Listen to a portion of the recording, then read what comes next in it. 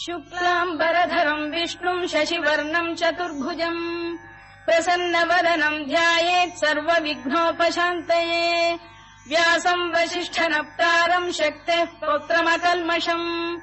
पराशरात्मजम् वन्दे शुकतातम् तपोनिधिम् व्यासाय विष्णुरूपाय व्यासरूपाय विष्णवे नमो वै ब्रह्मनिधये वासिष्ठाय नमो नमः अविकाराय शुद्धाय नित्याय परमात्मने सदैकरूपरूपाय विष्णवे सर्वजिष्णवे यस्य स्मरणमात्रेण जन्म संसारबन्धनात् विमुच्यते नमस्तस्मै विष्णवे प्रभविष्णवे ॐ नमो विष्णवे प्रभविष्णवे श्रीवैशम्पायन उवाच श्रुत्वा धर्मानशेषेण पावनानि च सर्वशः युधिष्ठिरः शान्तनवम् पुनरेवाभ्यभाषत युधिष्ठिर उवाच किमेकम् दैवतम् लोके किम् वाप्येकम् परायणम् स्तुवन्तः कङ्कमर्चन्तः प्राप्नुयुर्मानवा शुभम् को धर्मः सर्वधर्माणाम् भवतः परमो मतः किम् जपन्मुच्यते जन्तुर्जन्म संसारबन्धनात् श्रीभीष्म उवाच जगत्प्रभुम् देवदेवमनन्तम् पुरुषोत्तमम् स्तुवन्नाम सहस्रेण पुरुषः सततोत्थितः तमेव चार्चयन्नित्यम् भक्त्या पुरुषमव्ययम् ध्यायम् स्तुवन् नमस्यम् च यजमानस्तमेव च अनादिनिधनम् विष्णुम् सर्वलोकमहेश्वरम् लोकाध्यक्षम् स्तुवन्नित्यम् सर्वदुःखातिगो भवेत् ब्रह्मण्यम् सर्वधर्मज्ञम् लोकानाम् कीर्तिवर्धनम् लोकनाथम् महद्भूतम् सर्वभूतभवोद्भवम् एष मे सर्वधर्माणाम् धर्मोऽधिकतमो मतः यद्भक्त्या पुण्डरीकाक्षम् स्तवैरच्चेन्नरः सदा परमम् यो महत्तेजः परमम् यो महत्तपः परमम् यो महद्ब्रह्म परमम् यः परायणम् पवित्राणाम् पवित्रम् यो मङ्गलानाम् च मङ्गलम् दैवतम् देवतानाम् च भूतानाम् यो व्ययः यतः सर्वाणि भूतानि भवन्त्यादियुगागमे यस्मिंश्च प्रलयम् यान्ति पुनरेव युगक्षये तस्य लोकप्रधानस्य जगन्नाथस्य भूपते विष्णोर्नाम सहस्रम् मे शृणु पापभयापहम् यानि नामानि गौणानि विख्यातानि महात्मनः ऋषिभिः परिगीतानि तानि वक्ष्यामि भूतये ऋषिर्नाम्नाम् सहस्रस्य वेदव्यासो महामुनिः छन्दोऽनुष्टुप् तथा देवो भगवान् देवकीसुतः अमृतांशुद्भवो बीजम् शक्तिर्देवकी नन्दनः त्रिसामाहृदयम् तस्य शान्त्यर्थे विनियुज्यते विष्णुम् जिष्णुम् महाविष्णुम् प्रभविष्णुम् महेश्वरम् अनेकरूपदैत्यान्तम् नमामि पुरुषोत्तमम् अस्य श्रीविष्णोर्दिव्यसहस्रनामस्तोत्रमहामन्त्रस्य श्रीवेदव्यासो भगवान् ऋषिः अनुष्टुप्छन्दः श्रीमहाविष्णुः परमात्मा श्रीमन्नारायणो देवता अमृतांशुद्भवो भानुरिति बीजम् देवकी नन्दन श्रेष्ठेति शक्तिः उद्भवः क्षोभणो देव इति परमो मन्त्रः शङ्खबृन्नन्दकी चक्रीति कीलकम् शार्ङ्गधन्वा गदाधर इत्यस्त्रम् रथाङ्गपाणिरक्षोभ्य इति नेत्रम् त्रिसामासामजः सामेति कवचम् आनन्दम् परब्रह्मेति योनिः ऋतुः सुदर्शनकाल इति दिग्बन्धः श्रीविश्वरूप इति ध्यानम् श्रीमहाविष्णुप्रीत्यर्थे सहस्रनाम जपे विनियोगः ध्यानम् क्षीरोदन्वत्प्रदेशे शुचिमणिविलसत्सैकते मौक्तिकानाम्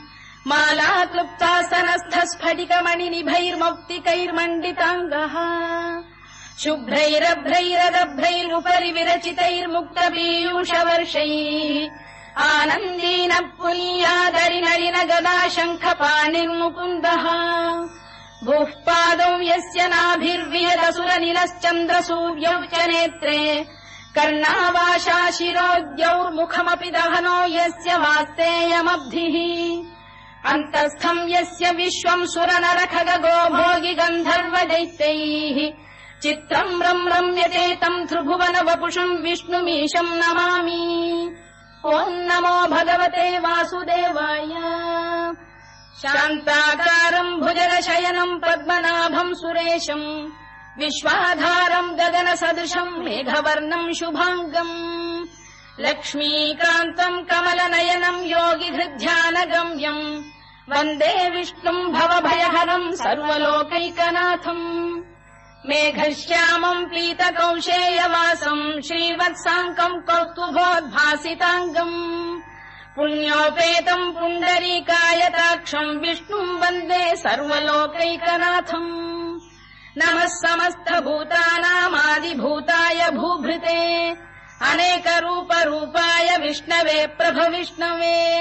सशङ्खचक्रम् सकिरीटकुण्डलम् सपीतवस्त्रम् सरसीरुहेक्षणम् सहारवक्षस्थलशोभिकौस्तुभम् नमामि विष्णुम् शिरसा चतुर्भुजम् छायायाम् पारिजातस्य हेमसिंहासनोपरि आसीनमम्बुदश्याममायताक्षमलङ्कृतम् चन्द्राननम् चतुर्बाहुम् श्रीवत्साङ्कितवक्षसम् रुक्मिणी सत्यभामाभ्याम् सहितम् कृष्णमाश्रये।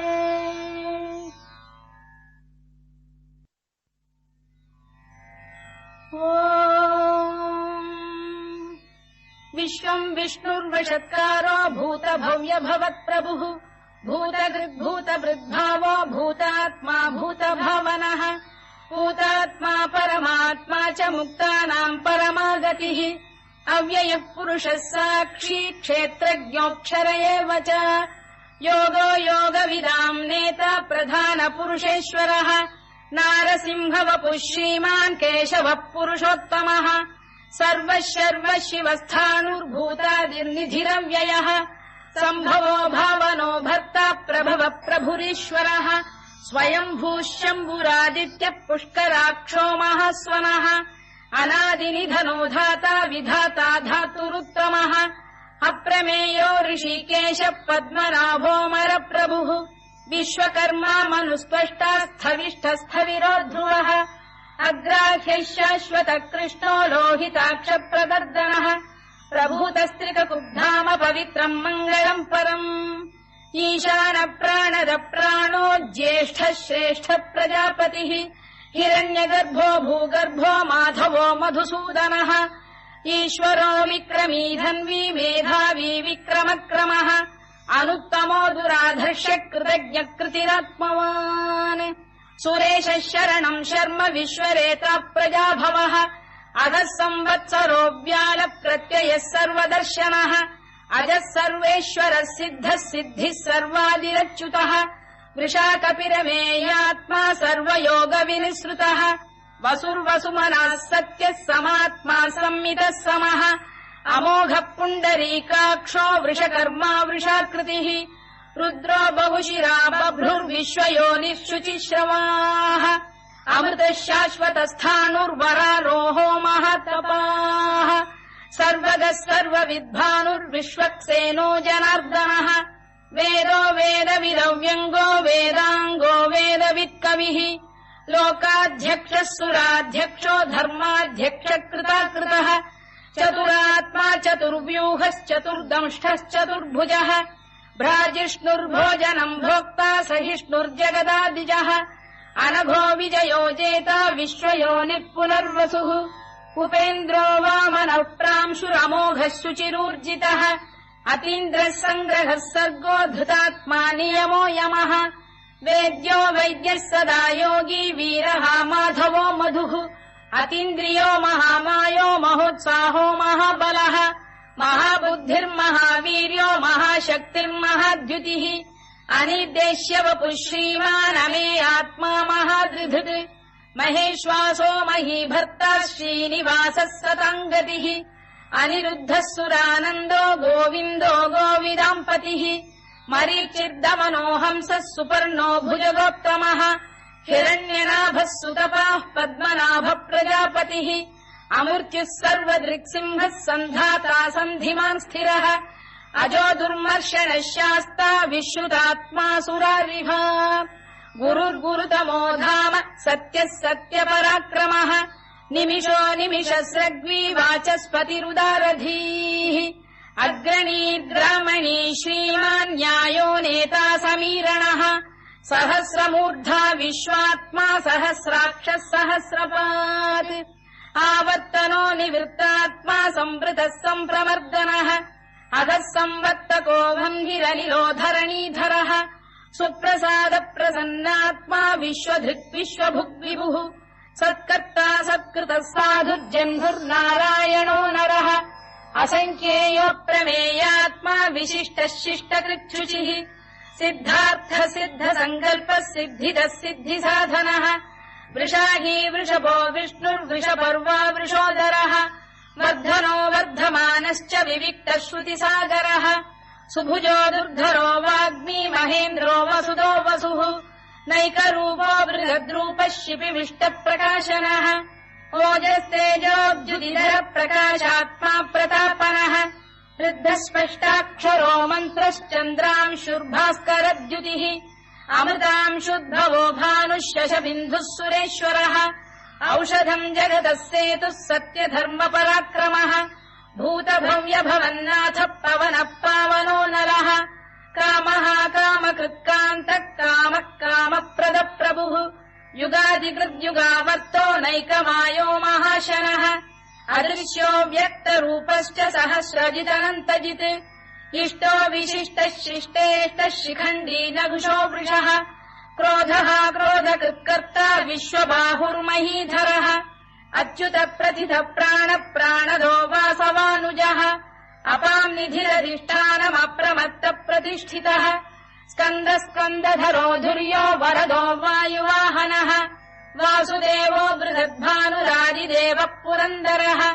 अशोकस्तारणस्तारः शूरः शौरिर्जनेश्वरः अनुकूलः शतावर्तः पद्मी पद्मनिभेक्षणः पद्मनाभोरविन्दाक्षः पद्मगर्भः शरीरभृत् महर्धिर्वृद्धो वृद्धात्मा महाक्षो गरुडध्वजः अतुलः शरभो भीमः समयज्ञो हविर्हरिः सर्वलक्षणलक्षण्यो लक्ष्मीवान् समितिञ्जयः विक्षरो रोहितो मार्गो हेतुर्दामोदरः सः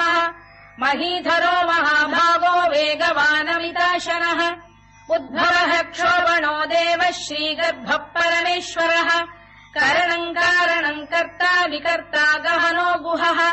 व्यवसायो व्यवस्थानः संस्थानस्थानदो ध्रुवः परद्धिः परमस्पष्टः तुष्टः पुष्टः शुभेक्षणः रामो विरामो विरतो मार्गो नेयोनयोनयः वीरः शक्तिमताम् श्रेष्ठो धर्मो धर्मविदुत्तमः वैकुण्ठः पुरुष प्राण प्राणद प्रणव पृतुः हिरण्यगर्भः शत्रुघ्नो व्याप्तो वायुरभोक्षजः ऋतुः सुदर्शनकार परमेष्ठी परिग्रहः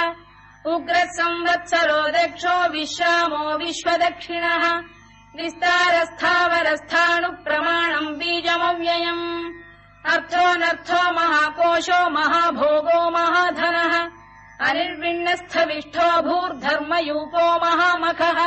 नक्षत्रनेमिर्नक्षत्री क्षमः क्षामः समीहनः यज्ञयुज्यो महेद्यश्च क्रतुः सत्रम् सताम् गतिः सर्वदर्शी विमुक्तात्मा सर्वज्ञो ज्ञानमुत्तमम् सुव्रतः सुमुखः सूक्ष्मः सुघोषः सुखरः सुहृद् मनोहरो जितक्रोधो वीरबाहुर्विदारणः स्वापनः स्ववशो व्यापी नैकात्मा नैककर्मकृत्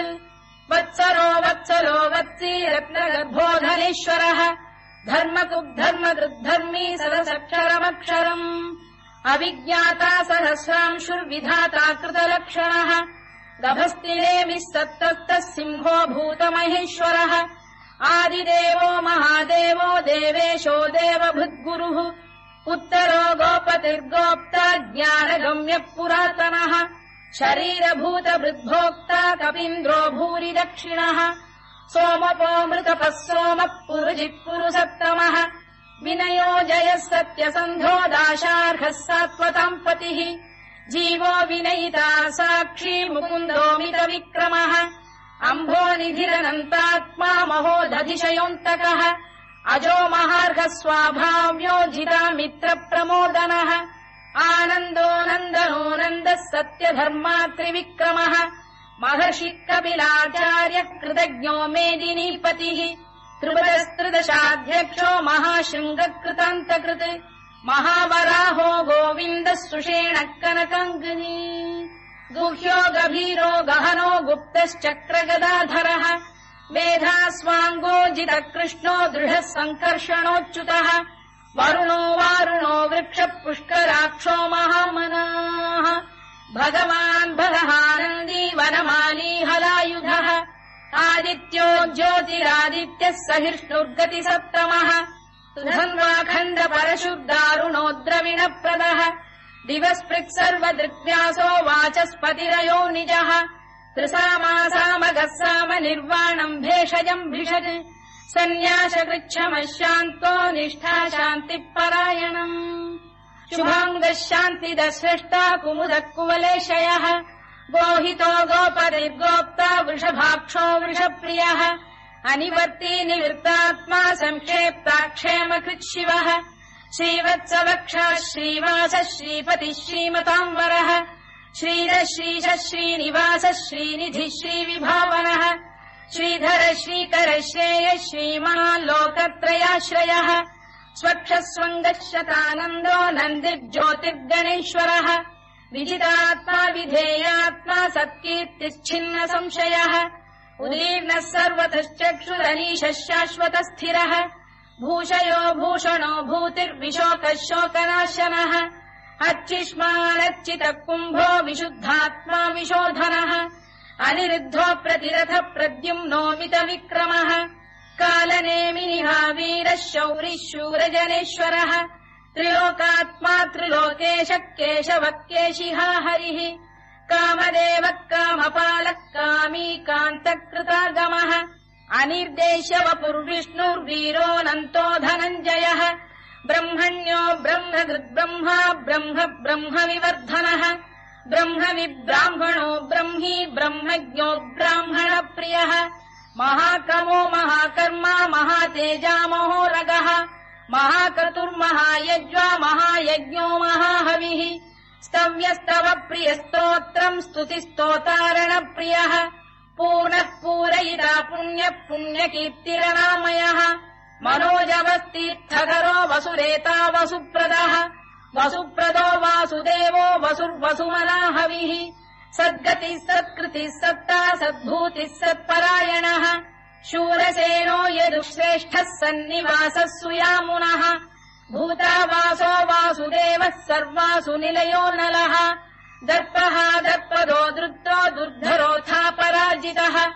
विश्वमूर्तिर्महामूर्तिर्दीप्तमूर्तिरमूर्तिमान् अनेकमूर्तिरव्यक्तः शतमूर्तिः शताननः एकोनैकः सवक्कः किम् यत्तत्पदमनुत्तमम् लोकबन्धुर्लोकनाथो माधवो भक्तवत्सलः सुवर्णवर्णो हेमाङ्गो वराङ्गश्चन्दनाङ्गदी वीरः विषमः शून्यो घृता शीरचरश्चरः अमानी मानदो मान्यो लोकस्वामी त्रिलोकधृत्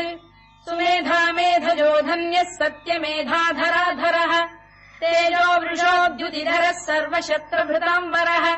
प्रग्रहो निग्रहो व्यग्रो नैकशृङ्गो गदाग्रजः चतुर्मूर्तिश्चतुर्बाहुश्चतुर्व्यूहश्चतुर्गतिः चतुरात्मा चतुर्भावश्चतुर्वेदविदेकपात् समावर्तो निवृत्तात्मा दुर्जयो दुरतिक्रमः दुर्लभो दुर्गमो दुर्गो दुरावासो दुरारिः शुभाङ्गो लोकसारङ्गः सुतन्तु वर्धनः इन्द्रकर्मा महाकर्मा कृतकर्मा कृतागमः उद्भवः सुन्दरः सुन्दरो रत्ननाभः सुलोचनः अर्को वाजसनः शृङ्गी जयन्तः सर्वविजयी सुवर्णबिन्दुरक्षोभ्यः सर्ववागीश्वरेश्वरः महाह्रदो महागर्तो महाभूतो महानिधिः कुमुदः कुन्दरः कुन्दः पर्जन्यः पावनो निलः अमृताशोऽमृतवपुः सर्वज्ञः सर्वतोमुखः सुलभः सुव्रतः सिद्धः शत्रुजिच्छत्रुतापनः न्यग्रोधोदुम्बरोश्चतश्चाणूरान्ध्रैषूदनः सहस्रार्चिः सप्तजिह्वः सप्तैधा सप्तवाहनः अमूर्तिरनघोचिन्त्यो भयगृद्भयनाशनः अणुबृहत्कृशस्थूलो गुणभृन्निर्गुणो महान् अधृतस्वधृतस्वास्य प्राग्वंशो वंशवर्धनः भारभृत्कथितो योगी योगीशः सर्वकामदः आश्रमश्रमणः क्षामः सुपर्णो वायुवाहनः धनुर्धरो धनुर्वेदो दण्डो दमयिता दमः अपराजितः सर्वसहो नियन्ता नियमो यमः सत्त्ववान् सात्विकः सत्यः सत्यधर्मपरायणः अभिप्रायप्रियार्होरः प्रियकृत्प्रीतिवर्धनः विहाय सगतिर्ज्योतिः सुरुचित्कुतभुग्विभुः रविर्विरोचनः सूर्यः सवितारविलोचनः अनन्तो हुतभुग्भोक्ता सुखदो नैकजोऽग्रजः अनिर्विण्णः सदामर्षी लोकाधिष्ठानमद्भुतः सनात्सनातनतमः कपिलः कपिरव्ययः स्वस्तिदः स्वस्तिकृत् स्वस्ति स्वस्तिभुक् स्वस्ति दक्षिणः अरौद्रः कुण्डली चक्री विक्रम्यूर्जितशासनः शब्दातिकः शब्दसः शिशिरः शर्वरीकरः अक्रूरपेशलो दक्षो दक्षिणः क्षमिणाम्बरः विद्वत्तमो वीतभयः पुण्यः श्रवणकीर्तनः उत्तारणो दुष्कृतिः पुण्यो दुःस्वप्ननाशनः वीरः रक्षणः सन्तो जीवनः पर्यवस्थितः अनन्तरूपोऽनन्तः श्रीर्जितमन्युर्भयापहः चतुरश्रो गभीरात्मा विदिशो व्यादिशो दिशः अनाधिर्भूर्भुवो लक्ष्मी सुवीरो रुचिराङ्गदः जननो जनजन्मादिर्भीमो भीमपराक्रमः आधारनिलयो धाता पुष्पहास प्रजागरः ऊर्ध्वगः सत्पथाचार प्राणद प्रणवप्रणः प्रमाणम् प्राणनिलय प्राणभृत्प्राणजीवनः तत्त्वम् तत्त्वविदेकात्मा जन्ममृत्युजरातिगः भूर्भुवः स्वस्तरुस्तारः सविता प्रपितामहः यज्ञो यज्ञपतिर्यज्वा यज्ञाङ्गो यज्ञवाहनः यज्ञभृद्यज्ञकृद्यज्ञी यज्ञभुग्यज्ञसाधनः यज्ञान्तकृद्यज्ञगुह्यमन्नमन्नाद एव च आत्मयोनिः स्वयम् जातो वैखानः सामगायनः देवकीनन्दनः स्रष्टा क्षितीशः पापनाशनः शङ्खबृन्नन्दकी चक्री शार्ङ्गधन्वा गदाधरः तथाङ्गपाणिरक्षोभ्यः सर्वप्रहरणायुधः सर्वप्रहरणायुधवो नम इति वनमाली गरीशाङ्गी शङ्खी चक्री च नन्दकी श्रीमान्नारायणो विष्णुर्वासुदेवोऽभिरक्षतु वनमाली गरीशाङ्गी शङ्खी चक्री च नन्दकी श्रीमान्नारायणो विष्णुर्वासुदेवोऽभिरक्षतु वनमाली गरीशाङ्गी शङ्खी चक्री च नन्दकी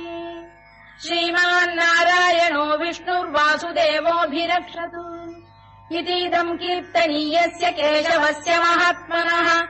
नाम्नाम् सहस्रम् दिव्यानामशेषेण प्रकीर्तितम् य इदम् शृणुयान् नित्यम् यश्चापि परिकीर्तयेत् नाशुभम् प्राप्नुयात् किञ्चित् सोमुत्रेह च मानवः वेदान्तको ब्राह्मणस्य क्षत्रियो विजयी भवेत् वैश्यो धनसमृद्धस्य क्षुद्रः सुखमवाप्नुयात् धर्मार्थी प्राप्नुयात् धर्ममर्थार्थी चार्थमाप्नुयात् कामानवाप्नुयात् कामी प्रजार्थी चाप्नुयात् प्रजाम् भक्तिमान् यः सदोत्थाय शुचिस्तद्गतमानसः सहस्रम् वासुदेवस्य नाम्नामेतत्र कीर्तयेत् यशः प्राप्नोति विपुलम् याति प्राधान्यमेव च अचलाम् श्रियमाप्नोति श्रेयः प्राप्नोत्यनुत्तमम् न भयम् क्वचिदाप्नोति वीर्यम् तेजश्च विन्दति भवत्यरोगोद्युतिमान् बलरूपगुणान्वितः रोगार्तो मुच्यते रोगात् बद्धो मुच्येत बन्धनात् भयान्मुच्येत भीतस्तु मुच्येतापन्न आपदः दुर्गाण्यतितरत्याशु पुरुषः पुरुषोत्तमम् सुवन्नाम सहस्रेण नित्यम् भक्तिसमन्वितः वासुदेवाश्रयो मर्त्यो वासुदेवपरायणः सर्वपापविशुद्धात्मा याति ब्रह्म सनातनम् न वासुदेव भक्तानामशुभम् विद्यते क्वचित् जन्म मृत्युजरा व्याधि भयम् नैवोपजायते इमम् स्तवमधीयानः श्रद्धा भक्ति समन्वितः युज्येतात्मसुखक्षान्ति श्रीधृति स्मृतिकीर्तिभिः न क्रोधो न च मात्सर्यम् न लोभो न शुभामतिः भवन्ति कृतपुण्यानाम् भक्तानाम् पुरुषोत्तमे द्यौः चन्द्रार्कनक्षत्राखम् दिशो भूर्महोदधिः वासुदेवस्य वीर्येण विधृतानि महात्मनः ससुरासुरगन्धर्वम् स यक्षोरगराक्षसम् जगत्वशे वर्ततेदम् कृष्णस्य सचराचरम् इन्द्रियाणि मनो बुद्धिः सत्त्वम् तेजो बलम् धृतिः वासुदेवात्मकान्याहुः क्षेत्रम् क्षेत्रज्ञ एव च सर्वागमानामाचार प्रथमम् परिकल्पते आचार प्रभवो धर्मो धर्मस्य प्रभुरच्युतः ऋषयः पितरो देवा महाभूतानि धातवः जङ्गमाजङ्गमम् चेदम् जगन्नारायणोद्भवम् योगो ज्ञानम् तथा साङ्ख्यम् विद्या शिल्पादिकर्म च वेदाः शास्त्राणि विज्ञानमेतत् सर्वम् जनार्दनात् एको विष्णुर्महद्भूतम् पृथग्भूतान्यनेकशः त्रीन् लोकान् व्याप्य भूतात्मा भुङ्क्ते विश्वभुवव्ययः इमम् स्तवम् भगवतो विष्णोर्व्यासेन कीर्तितम् पठेद्य इच्छेत् पुरुषः श्रेयत् प्राप्तुम् सुखानि च विश्वेश्वरमजम् देवम् जगतः प्रभुमव्ययम् भजन्ति ये पुष्कराक्षम् न ते यान्ति पराभवम् ओन्नम इति अर्जुनोवाच पद्मपत्र विशालाक्ष पद्मनाभसुरोत्तमा भक्तानामनुरक्तानाम् त्राता भव जनार्दन श्रीभगवानुवाच यो माम् नाम सहस्रेण स्तोतुमिच्छति पाण्डव सोऽहमेकेन श्लोकेन स्तुत एव न संशयोऽन्नम इति व्यासोवाच वासनाद्वासुदेवस्य वासितम् भुवनत्रयम् सर्वभूतनिवासोऽसि वासुदेव नमोऽस्तु ते ओन्नम इति पार्वत्युवाच केनोपायेन लघुना विष्णोर्नाम सहस्रकम् पठ्यते पण्डितैर्नित्यम् श्रोतुमिच्छाम्यहम् प्रभो ईश्वरोवाच श्रीराम राम रामेति रमे रामे मनोरमे सहस्रनाम तत्तुल्यम् राम नाम वरानने श्रीराम राम रामेति रमे रामे मनोरमे सहस्रनाम तत्तुल्यम् राम नाम वरानने श्रीराम राम रामेति रमे रामे मनोरमे सहस्रनाम तत्तुल्यम् राम नाम वरानने राम नाम वराननोन्नम इति ब्रह्मोवाच नमोऽस्त्वनन्ताय सहस्रमूर्तये सहस्रपादाक्षि शिरोरुबाहवे सहस्रनाम्ने पुरुषाय शाश्वते सहस्रकोटियुगधारिणे नमः सहस्रकोटियुगधारिणे ओन्नम इति सञ्जय उवाच यत्र योगेश्वर कृष्णो यत्र पार्थो धनुर्धरः तत्र श्रीविजयो भूतिर्ध्रुवानीतिर्मतिर्मम श्रीभगवानुवाच अनन्याश्चिन्तयन्तो मां ये जनाः पर्युपासते तेषाम् नित्याभियुक्तानाम् योगक्षेमम् वहाम्यहम् परित्राणाय साधूनाम् विनाशाय च दुष्कृताम् धर्म संस्थापनार्थाय सम्भवामि युगे युगे आर्ता विषण्णाः शिथिलाश्च भीता घोरेषु च व्याधिषु वर्तमानाः संकीर्त्य नारायण शब्दमात्रम् विमुक्तदुःखाः सुखिनो भवन्तु कायेन वाचा मनसेन्द्रियैर्वा बुद्ध्यात्मना वा प्रकृते स्वभावात् करोमि यद्यत् सकलम् परस्मै नारायणायेति समर्पयामि।